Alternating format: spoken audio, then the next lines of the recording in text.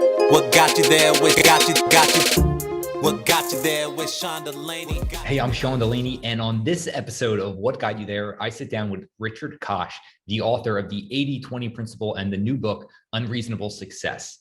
What Richard has done throughout the years is uncovered some of the biggest principles that are persistent throughout the most successful people's lives.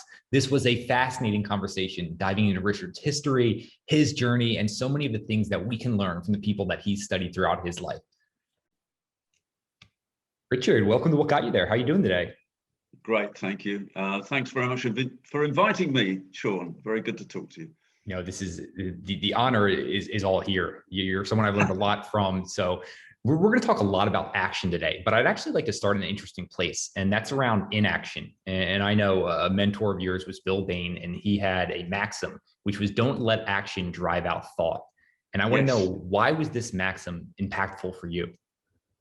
Well, it was tremendous because we were all identified with doing lots of things, and Bill was someone who lived by his maxim, because although everyone else in his company, Bain and Company, which I joined when I was 30 years old, was rushing around, everyone was sort of, terribly frenetic. And everyone was also very scrunched up in the very attractive building in Faneuil Hall Marketplace in Boston. But, there's this huge activity outside, and you stepped into Bill Bain's office, and it was huge, massive thing.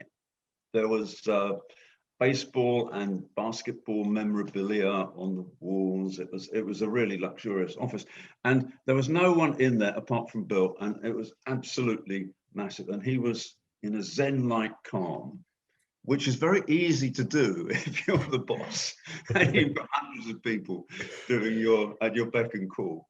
But his idea was very smart. He's saying it's much more important to think than it is to do. And that was great for him because he did the thinking and everyone else did the doing. And I think it's a wonderful thing. I mean, he completely transformed the way that strategy consulting, the business that I had been in, at the Boston Consulting Group, he completely transformed the way that it was run. And his model was, I won't go into all the details, but his model was vastly, vastly, vastly superior. But it involved a little bit of thought. And the thought lasted for decades. The structure, the formula, the way that he set it up, it was fabulous, and it worked. And it made him zillions of money and made some other people some money as well. So thinking is much more important than acting. Were you able to have that Zen-like step back mentality even when you weren't the boss and you were one of the ones running around? No, no, I'm afraid that I understood it, but I couldn't do it until I thought, wouldn't it be a good idea to found my own or co-found my own strategy consulting firm? Because it was a very easy formula. You've got great people. The formula had been devised by the Boston Consulting Group, a competitive analysis. It was a new, very exciting terrain. It was a new way of doing things. And I thought, well, wouldn't it be rather good to own one of these companies rather than to be one of the very highly paid wage slaves? So that's why three of us actually decided. We were working in the London office of Bain and Company. We were 3 of 6 partners. And we thought, well, perhaps we could do this on our own. And that was my first really big break. And it wasn't really terribly difficult because we took over the formula. We adapted it eventually after some false starts to a new market. And I think that's the secret of success in many ways, which is to take a formula that's proven and works and is new and is exciting, and apply it to a slightly different context, slightly different way of doing things, slightly different market. How much are you on the lookout for one of these types of formulas? I'm wondering if it's just because you were actually part of Bain & Company, you got direct hand experience. Or do you see these patterns in other fields, even if you're not working directly for them? Yeah, absolutely. I mean, I don't believe that there are many principles in life. I've based all of the success that I've had has been not due to any personal brilliance, but due to using formulae. And there's only 2 really that I've ever used in my whole life. One is the 80-20 principle, which I'm sure you're familiar with, 80% of results come from 20% of causes. And if you can identify the causes, which are often not at all obvious, but if you can, then you're away to the races. And the other formula is what I call the STAR principle, which was one invented by the Boston Consulting Group, which said that all of the cash, nearly all of the cash, perhaps more than 100% of the cash from companies comes from the very few number of companies, and it's probably only about 5% rather than 20%, which are the leaders in a very fast growth market or niche. And so I've based my whole career as a consultant advising people to focus exclusively on their star businesses and to make sure that if there's not a star business, if they're in a very fast growth market, that they take market leadership. And as an investor, when I stopped being a consultant and started investing with the initially fairly small amount of money, which I got from my partners when I sold my shares in the company at age 39, I've done exactly the same thing. All I've done is to look for star businesses. And usually it works. I mean, it's just amazing. Sometimes it doesn't work because you think you've got a star business, but the business definition isn't correct, and someone else comes along and basically disrupts you. Sometimes it's wrong because it's not actually a star business. It's a number two, and you think it's going to become number one, and it doesn't. But if you end up with a star business and you understand the segmentation, which is a little bit complex sometimes, the way the boundaries between competitors operate, if you understand that, well, Sean, it's quite easy. It's not difficult. And what you do is you take a stake in this company, and as it gets more successful, you buy more shares from the fellow shareholders. And then you end up, hopefully, controlling the whole company. And you carry on doing that for 10 years or until there's signs either the market growth is going to go down or that the market leadership is in danger of disappearing.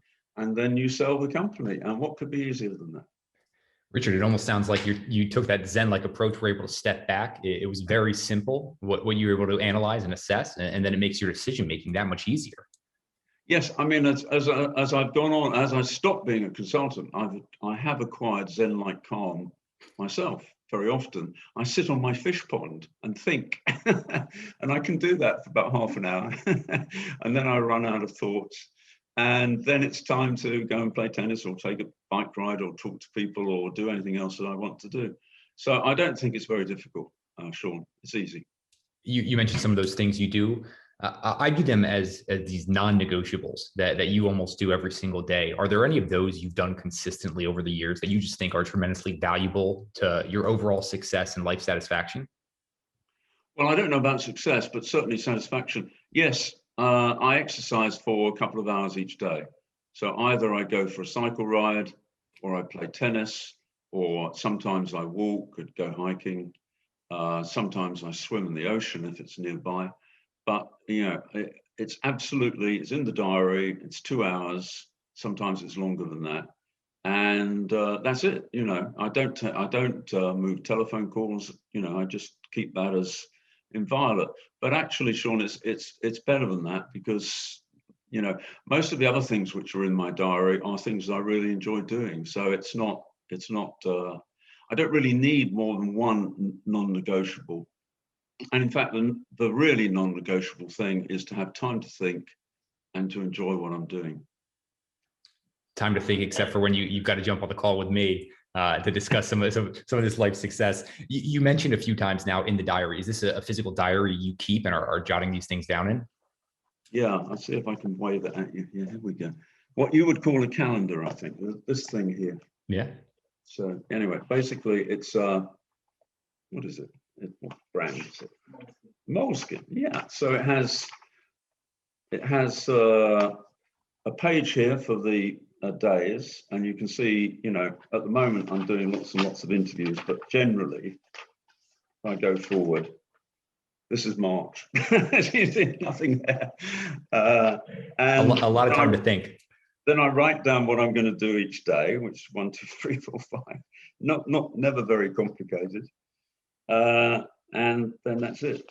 But most of these appointments are not business appointments. So yeah, very easy. Very easy indeed. Yeah, you mentioned the 80-20 principle, and that's how I came across you. I think it was about a decade ago. I picked up the book, and it was one of those books that just I mean, boom, like your mind just opens up and how you view things is fundamentally changed after that point. Your book, The 80-20 Principle, did that for me. I would love to know what that profound aha moment was for you before writing the book, where you realized the importance of this principle. Yes, I think I've said this once before, so I hope no one's heard this before. But I was sitting in the Bodleian Library, which is a beautiful building in Oxford. I was 19 years old, and I was reading in books. The Bodleian is one of the very few copyright libraries in the world. I don't know how many there are, perhaps half a dozen. So every single book that's ever published goes there. And if you're a student there, you can actually go and ask for anything, and they will search in the stacks underneath. There's a huge basement down there. I've never been down in the basement, but I imagine it's very big because it's got all the books that have ever been written. And I had heard about this guy called Vilfredo Pareto, who was an economist. Why I'd heard about him, I don't know, because I wasn't studying economics, or at Oxford there's a degree called PPE, Politics, Philosophy and Economics. I was reading history. So in Oxford they say reading, which is sort of, we don't study things in Oxford, no, we read. And we don't go to lectures either, because that's for the masses. So anyway, I was reading history. But anyway, I'd heard about this book, so I ordered it up. It was called I think it was called The Course of Economic Theory. And it was by this economist who's a shaggy-haired guy. If you look at the derogatives, at the early photographs of him, he was a professor at Lowstone University. And he was highly respected by some of the people. I knew one particular guy who was a Marxist, and he said, have you never read Pareto? And I said, who is Pareto? So anyway, when I found out who Pareto was, Pareto wasn't a Marxist himself, but he was quite left-wing. And so I looked at this book. First of all, I found out what the book was called, and I ordered it up, and then I opened the book. And Sean, I got a bit of a surprise because it was in French. So I struggled a bit with the French, and then I went back the following day with the French dictionary alongside to actually make sure that I understood what he was saying. And what this guy had done, which no one I don't think had ever done before, was look at the statistics on wealth distribution and income distribution. And he did it for England in the 19th century, and later on he did it for Switzerland and Italy and France and Germany and so on and so forth. And then he went back in previous centuries. But to cut a long story short, what he actually looked at was how much of the wealth belonged to what percentage of the people who were generating the wealth. So it wasn't the total population, it was just people who were employed. If it was looking at employment, and if it was people who had property, it would be above a certain level. Anyway, he looked at this and he discovered that there was this algebraic equation, so very complicated, I couldn't follow it. But basically what it said was that there was a linear relationship if you plotted it on a log scale, technical stuff, which was an almost perfect fit, which said as you actually increased the category of wealth, the number of people that were in that category dropped by the same percentage or the same absolute amount. And he was bemused by the fact that the fit was extraordinarily good.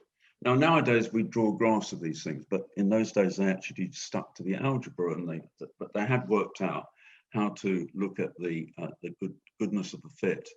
And he was astonished to see that this relationship existed. And what it meant was, approximately, he never said this, but people have interpolated it later, that 20% of people accounted for 80% of wealth. But it wasn't just that, because if you took a 20% of the 20%, 4%, then they actually accounted for the same relative proportion. So that's 64% of the total wealth belonged to the 4%.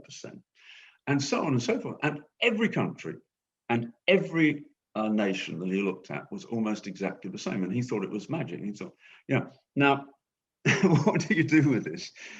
I had an idea. I said to myself, well, if there's this relationship, then perhaps I can apply it to my examinations, because at that stage I knew that in a year's time, I was going to sit my final examinations. And at Oxford, the degree that you get depends entirely on the hours of examinations, 11 examinations, 3 hours each.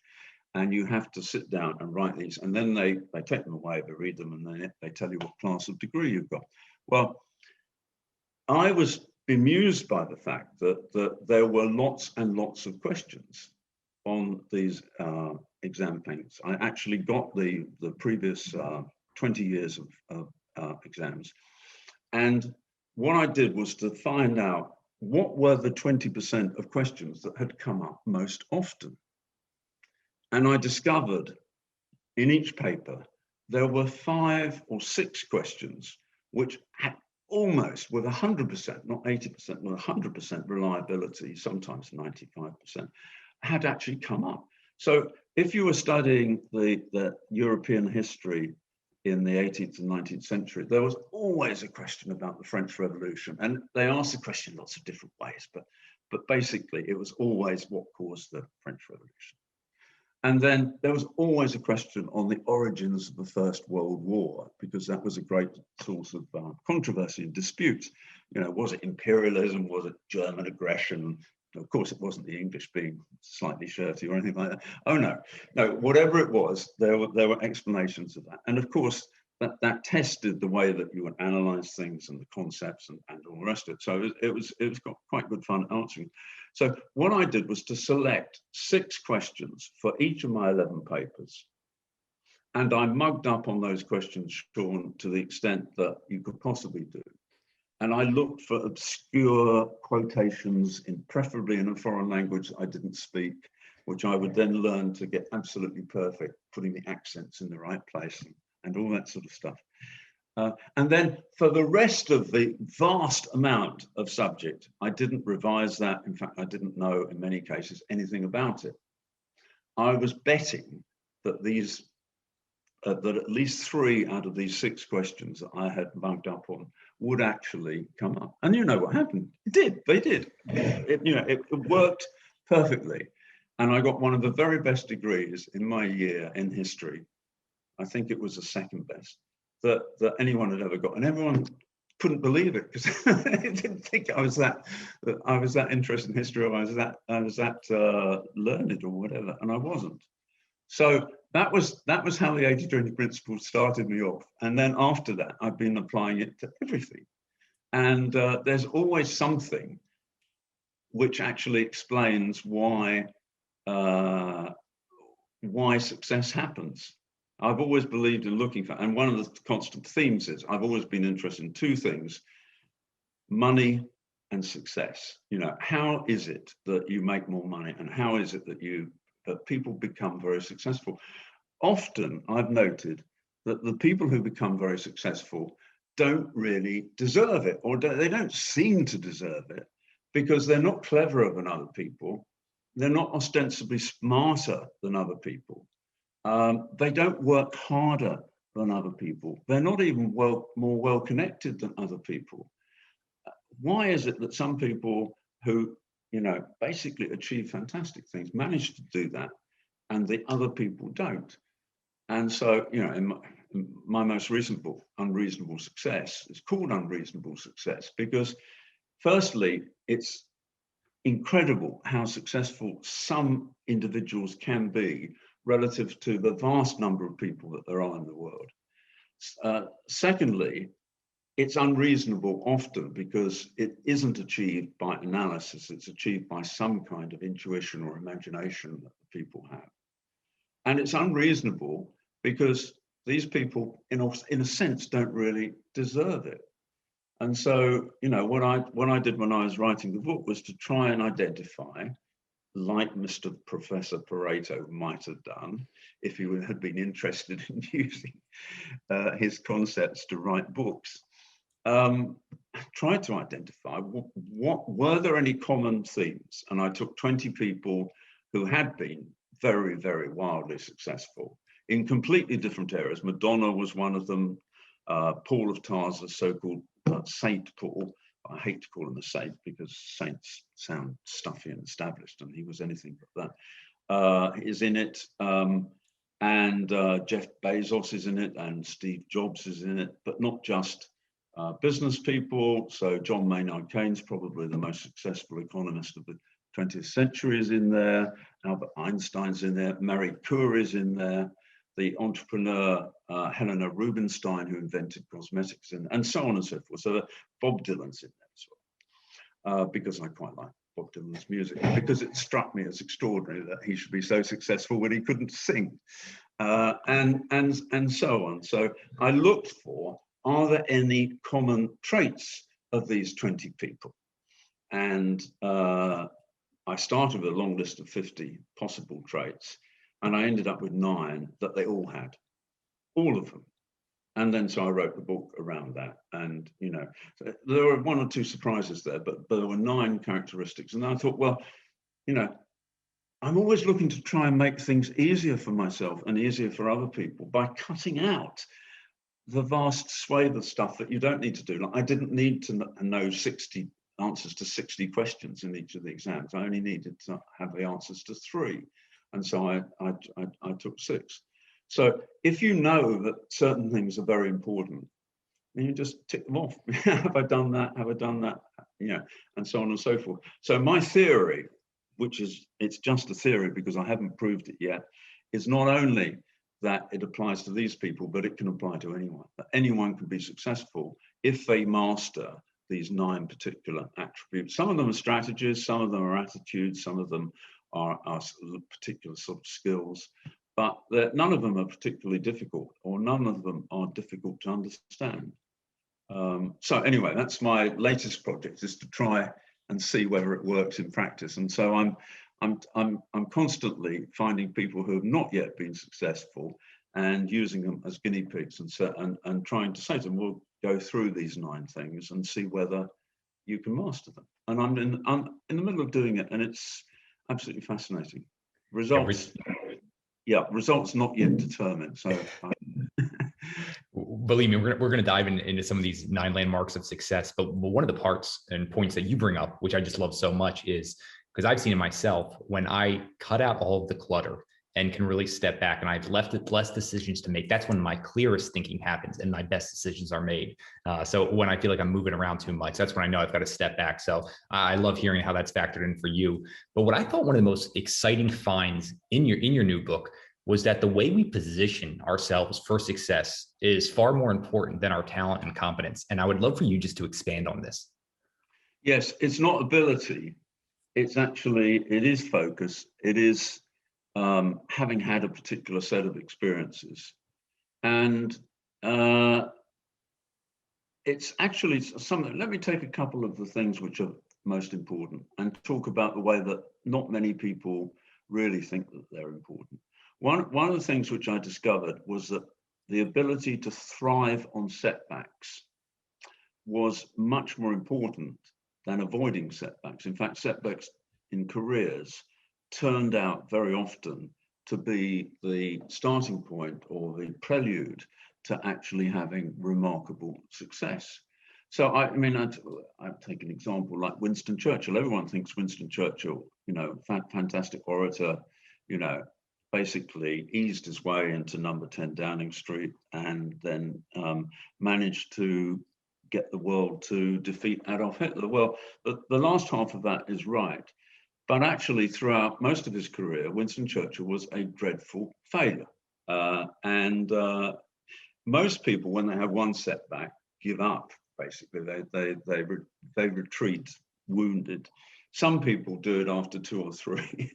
But you know, basically, if you keep going with setbacks, doing something different, not doing the same thing again, obviously, which would be really stupid, it's very important.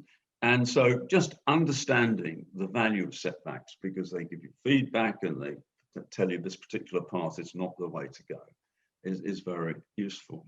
And one of the other things which is very useful, which I think is an original finding in the book, is that all of these people, all of these 20 people, had what I call a transforming experience.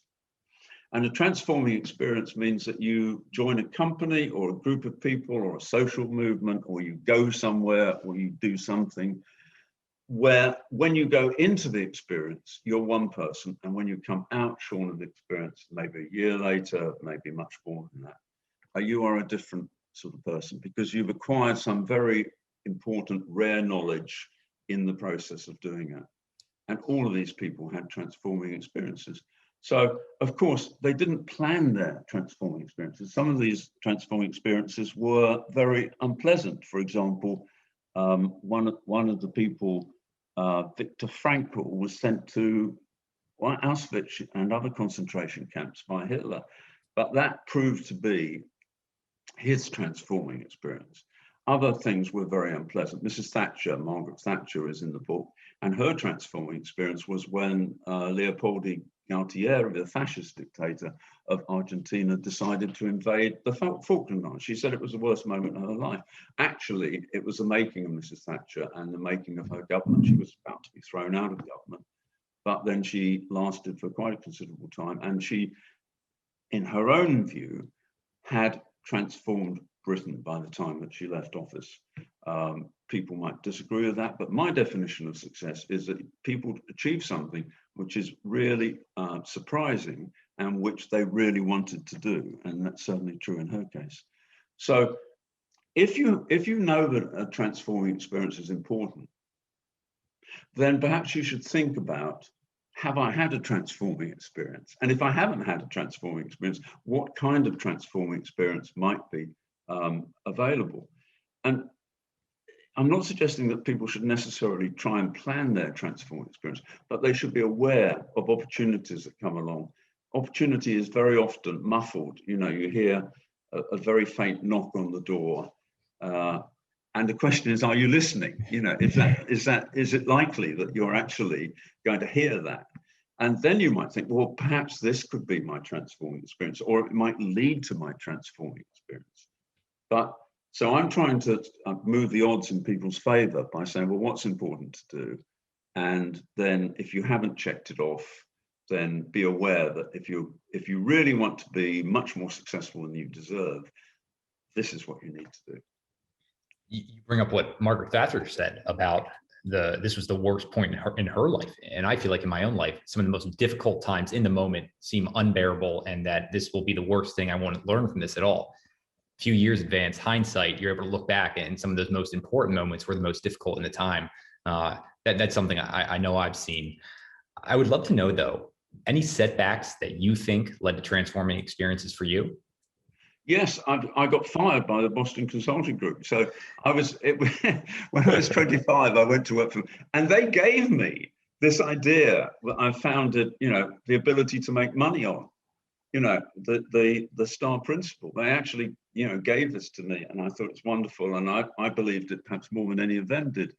And then after 4 years, I got fired because I couldn't do the very heavy duty analysis and quantitative number crunching, which was their stock in trade. And so, you know, they said, well, I'm sorry, we can't promote you. And why was that such a good experience for me? Well, it seemed a terrible experience at the time. As you said, whatever your unfortunate experience was, you know, often it's a death of a loved one, or it's a serious illness, or it's something like that, you know. In my case, it was a profound failure, because I always thought that I was going to be successful. And then my first really serious job, they fired me. I couldn't believe it. So I'd redoubled my efforts and all the rest of it. Well, that failure then led me to think, do I want to stay in this world of strategy consulting, which I absolutely loved, or should I go and do something different? So what I actually did was to join Bain & Company, and that was why I was talking about Bain & Company and Bill Bain's office, because I managed to inveigle an interview with him, which, you know, went incredibly well as it happened. But you know, then I compared, why was it that BCG was very successful, and why was it that Bain & Company was very successful, and was there a better way? And I actually reckon that the Bain & Company formula, I won't go into all the details, but was infinitely superior to that of the Boston Consulting Group, because one of the things that they did was only work for the head person in an organization, the chief executive officer. They wouldn't work for a board director. They wouldn't work for the head of a particular function, manufacturing or marketing or whatever. And just that one decision was, hugely important, because what it meant was the person that they were working for had got power. And this was one of the great thoughts that Zen-like Bill Bain he dreamed it up, he said, what would happen? Because he actually thought, what are the most successful case studies that I was involved in the Boston Consulting Group? And he realized it was when they were working for the chief executive. So then he said, well, maybe we should only work for chief executives. So anyway, that gave me the formula, or part of the formula, for then what we did in the company which I co-founded, LEK. We took that particular thing, we modified it, we changed it in certain directions. But if I had not had the setback at BCG, I would never have worked at Bain & Company, and I would never have been able to compare and contrast the way that these two firms, which on the surface looked exactly the same, they had the same people, from the same universities, all very young, all incredibly hardworking, all very smart, and all the rest of it. They had all those people, but they actually were very different in the way they handled the work. And just thinking about that was really valuable to me. So, yeah, I mean, getting fired, I quite recommend getting fired, actually, particularly from a job that you love, and particularly when you really hate being fired. It can be very useful. That's very both comical and insightful. One thing I'm really intrigued by, real quick, and I hope this leads somewhere, is around uncovering the formula. And I view that this is unique insights. You were one of the people who've actually uncovered some of these formulas. What does that process look like for you when you're extracting out a principle like this or a formula? Are you just playing and toiling with these ideas in your head, or are you writing them out? How are you uncovering them even further? I draw pictures. I mean, because I'm not very good with numbers, so I do pictures instead. I look for patterns, basically. It's pattern recognition. But I have to say that the formulae which have been most successful for me in my career are not those which I've invented. They're things which are sitting there. I mean, Marshall McLuhan said something very good, very brilliant, I think, which is that, people try and protect secrets. And this is very often the case when people think they've got a great business formula or whatever. They get very paranoid. They don't want competitors to hear about it and all the rest of it. Well, Marshall McLuhan said, things that are pretty trivial, basically need protection, but things that are very, very profound don't need protection, because public incredulity prevents people from seeing them. And so, to the extent that I have had any sort of really original thoughts, they've only been stolen from other people, basically. And so I do encourage people, if you're looking for principles, perhaps don't try and invent your own principles. Try and see if there is something which is empirically true, it's been proven, it's really useful in a particular area, and then you can apply it in a slightly different area. And it doesn't have to be very different.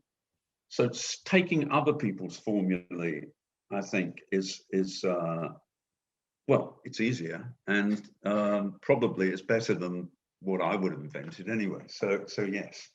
Yeah, if you start looking hard enough, there's going to be some of those persistent patterns of excellence. No need to reinvent the wheel there. One thing I was really intrigued about when you mentioned that you were fired is just kind of talking about you believed in yourself, about achieving that success. And I know self-belief, this is how you start out the book.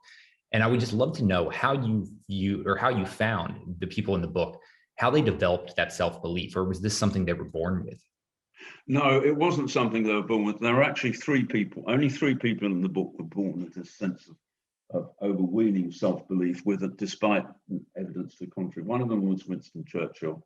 Another one of them was Bob Dylan, who arrived as a completely unsuccessful and raw teenager. I think he was 17 years old when he went to New York City and started trying to write folk songs, which no one did really. The whole point about folk songs was that they belonged to the past. And the other one was John Maynard Keynes, whose father had been a professor at Cambridge University. and therefore he assumed, as a member of the ruling classes, that he, basically had inherited his father's mantle as a professor, and therefore was going to think great thoughts. But most of these other people actually didn't start, or all of the other 17 people didn't start with any really clear idea. And Albert Einstein's a curious example, though, because everyone thinks Einstein was, terribly clever, and an absolute genius. But when he started out, he was a third grade.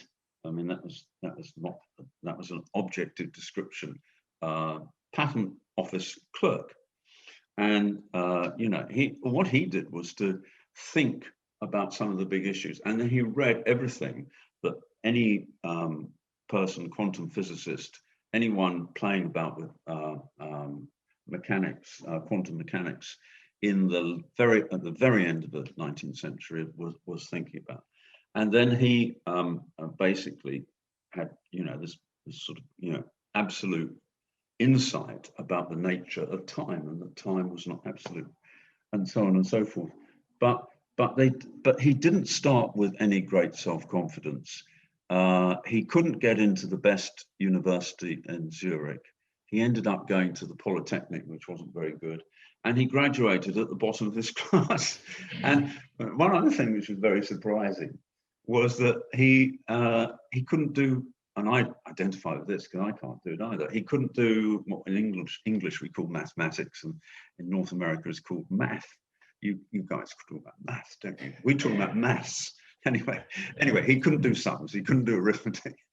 But it didn't matter, because he believed, he had this weird idea that God was kind of like a mad scientist, but like, I've come to think of that, Albert Einstein, and God had planted the secrets to the universe and how the universe worked. He'd given clues, like a gardener sort of, planting, I don't know, stuff for kids at Easter eggs or whatever, and he put them in the most odd places.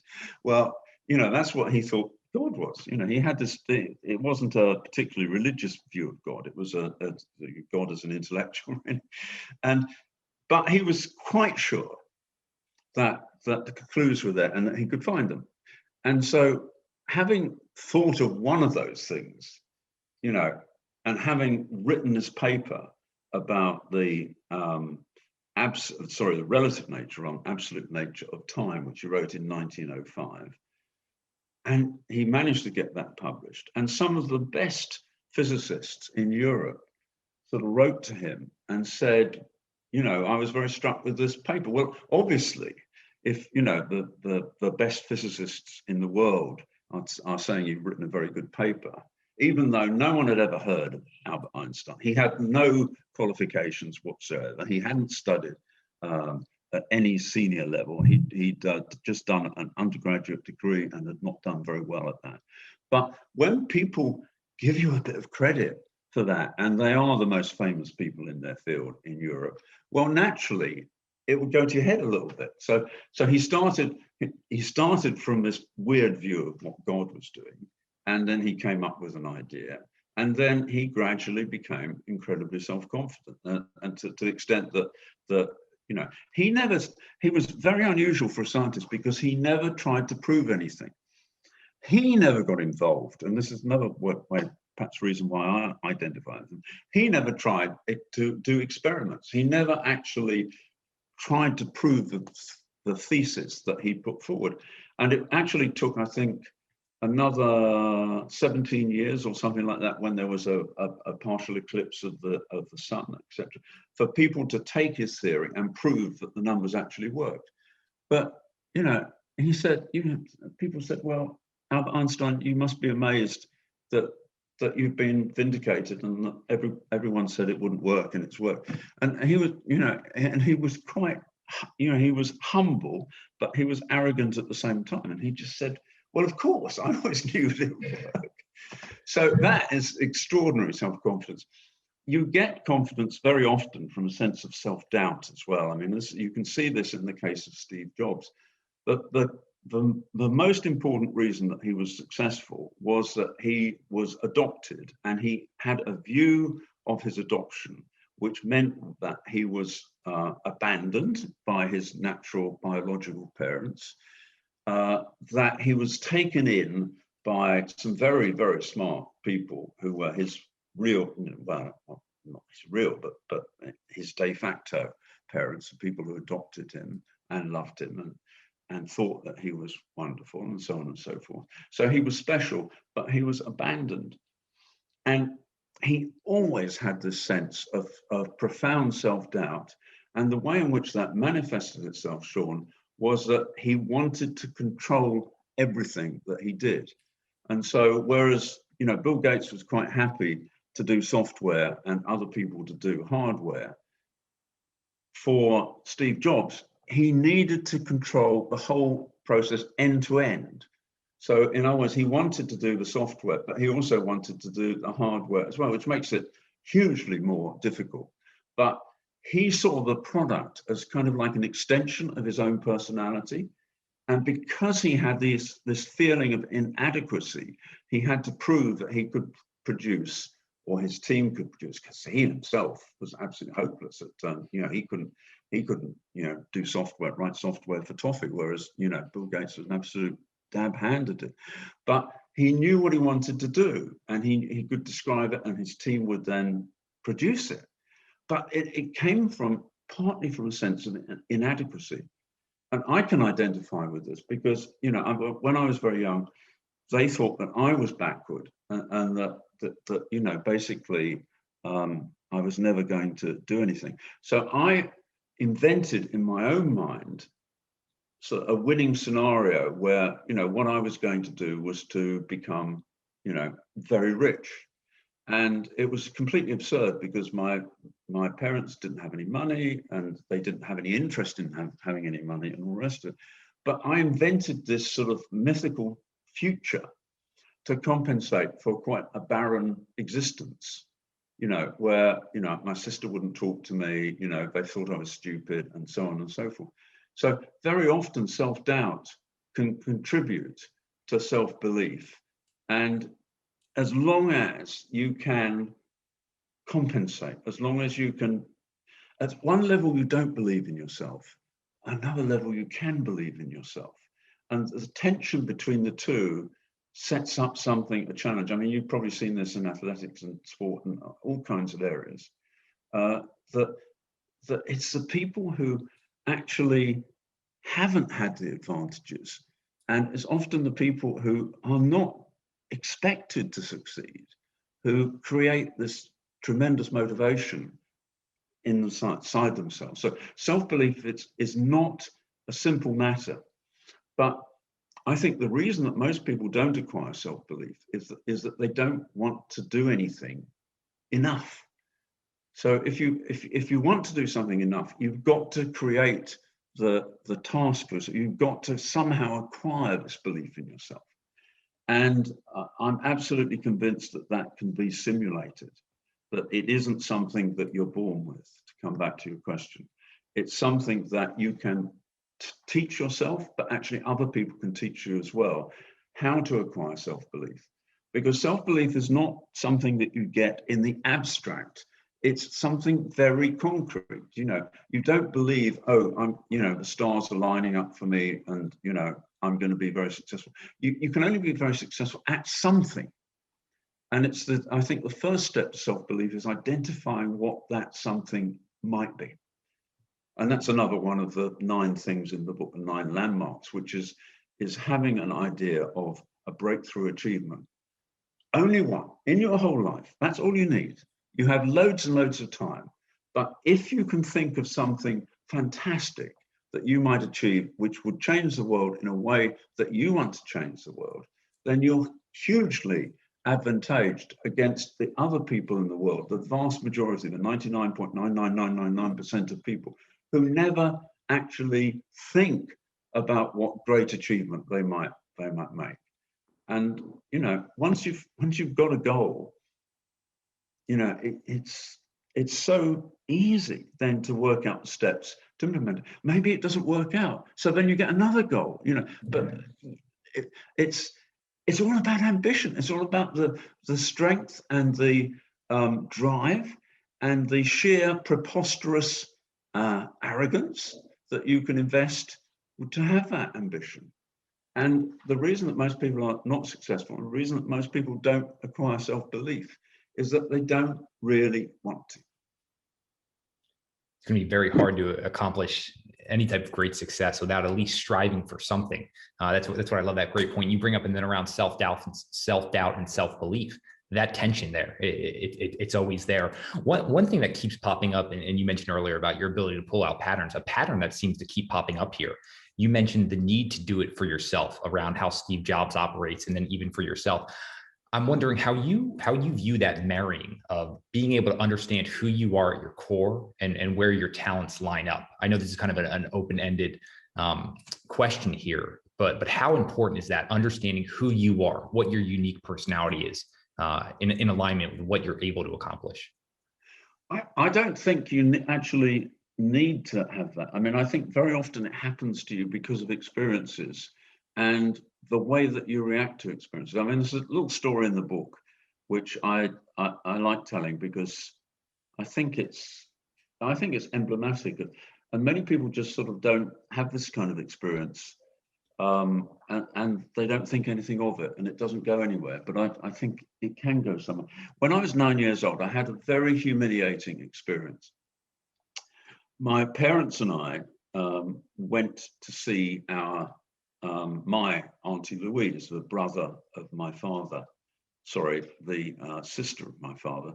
And she lived in a little town in the south of England called Seaford, which is where retired folk would go.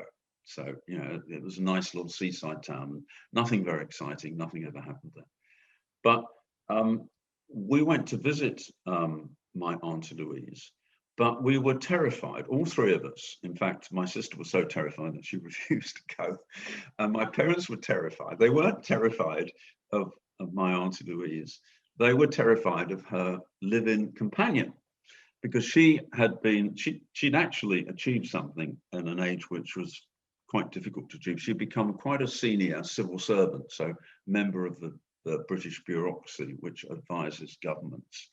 And her boss had been a woman always known as Miss Gates, Evelyn Gates. She actually had been married, but for some reason, I don't know, she was always referred to as Miss Gates, perhaps because she was no longer married, I don't know. Anyway, she lived with my Auntie Louise, and we were terrified of her because she was a very, very clever woman, but she was dominant, and she was, I don't know if there was any malice in it, but she was basically aggressive. And so one day, there I was, I had a little book, and I was writing, or maybe drawing in this little book, 9 years old. And the worst thing happened was Miss Gates came into the room and there was nobody else in the room. So I was a little bit terrified by that. And then she started talking to me, and that also was something which she dreaded, because you knew that she was going to quiz you, and you knew that she'd only ask questions that you couldn't possibly have the answers to. So she said to me, "Richard, what are you going to be when you grow up? You know, what are you going to do with your life?" And of course, I had no idea at all what the answer to this question was. So I blurted out the first thing that came into my head, which was, "I want to be a millionaire." Now, this was in the days when £1 million was an awful lot of money. And she looked at me, and then she went, "Tut, tut." And she said, "That is a ridiculous answer, Richard." She said, "You know, your parents haven't got any money, and they'll never have any money. How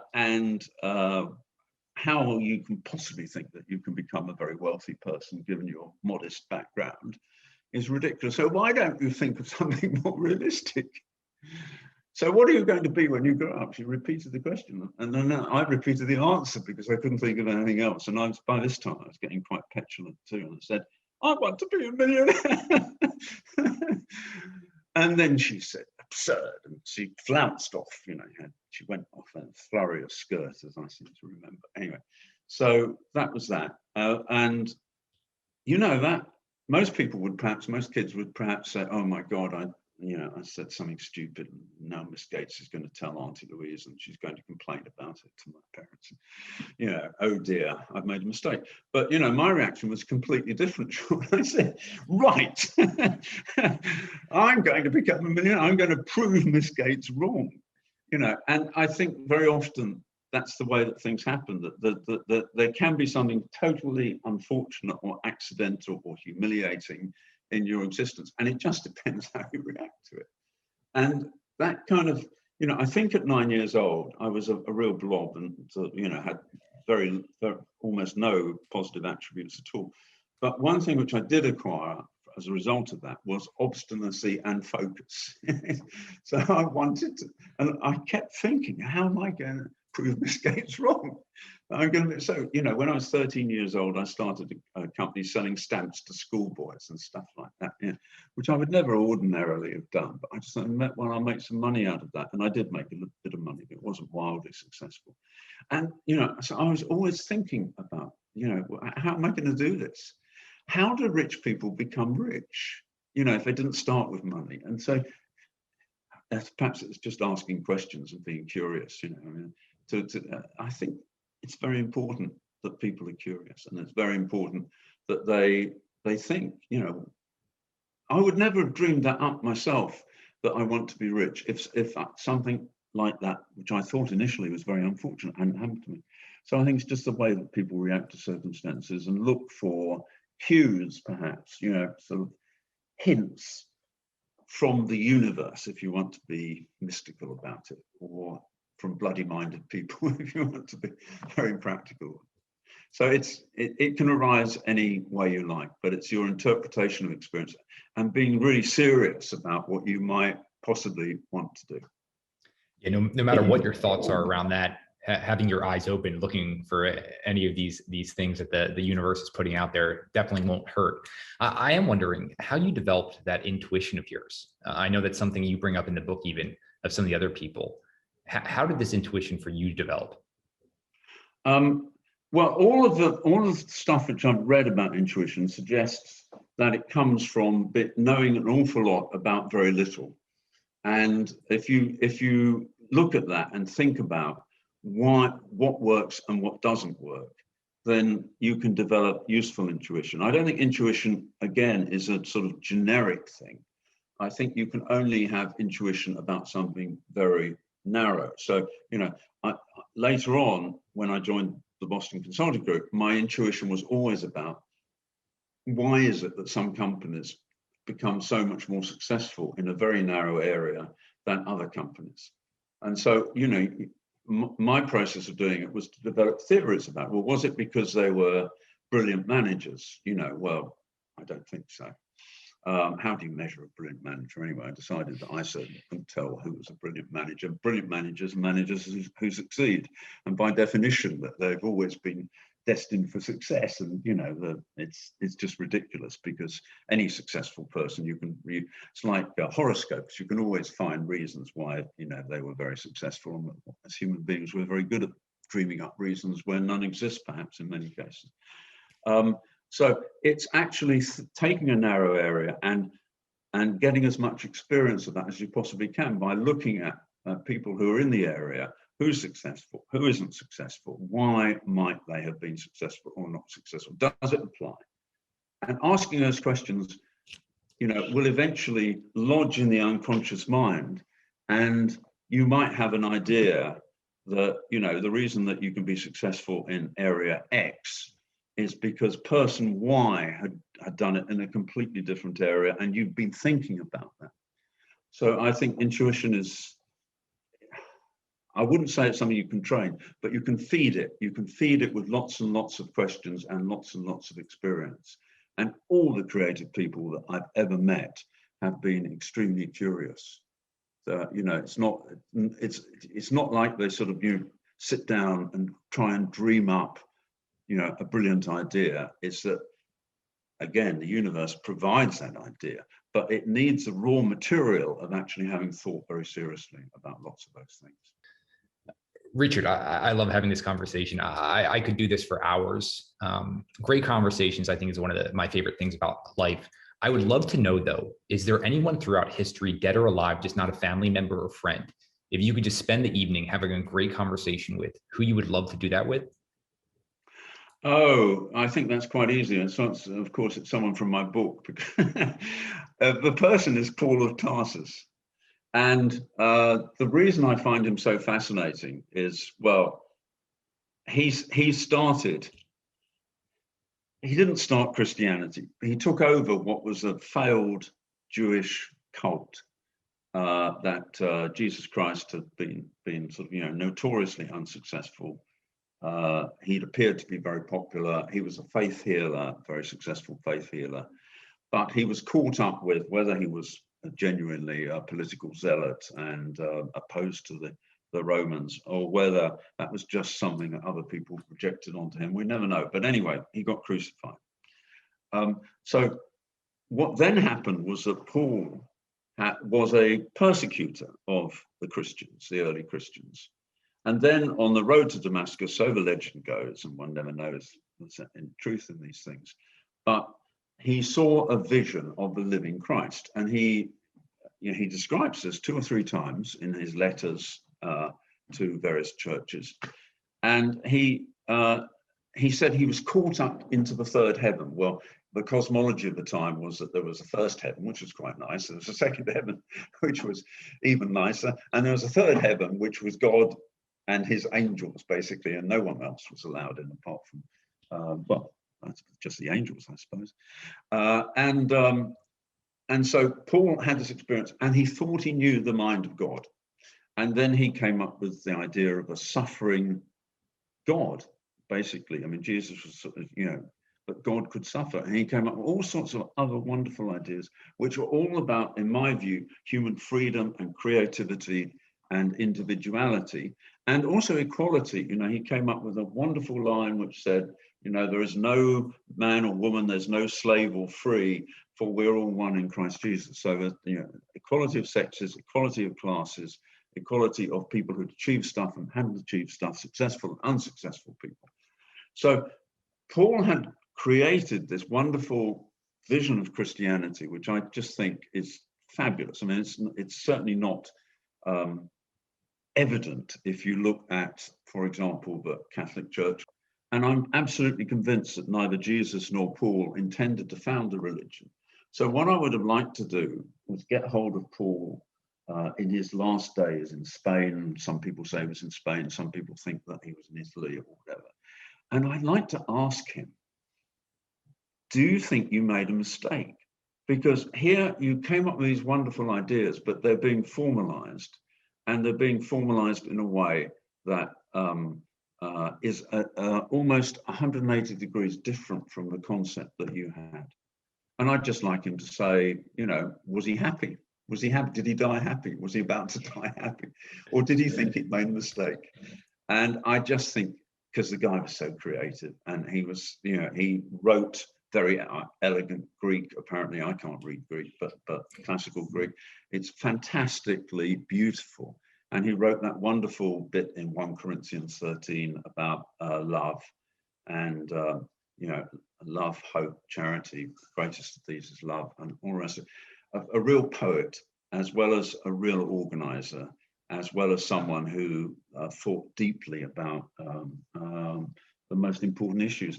I'd just like to say to him, do you think religion's a mistake, Paul? Or are you happy with what you've created? Richard, this is too much fun for me. I know we need to bring a close to what I hope is only round one of many at later dates here.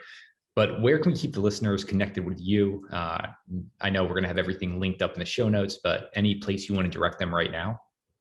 Yes, I have a website called www.richardkoch, K-O-C-H, all one word, .net. I couldn't afford the .com. So it's .net. And on Twitter, you can find me as @RichardKoch 8020, 8020. Richard. And that's probably how people can find me. Thank you very much. I would love to do another podcast. I'm a great fan of yours also. And I've really enjoyed this discussion. Thank you very much indeed. Great. Thanks so much, Richard. Have a great day. Thank you. Bye-bye now. Got you there with DeLaney.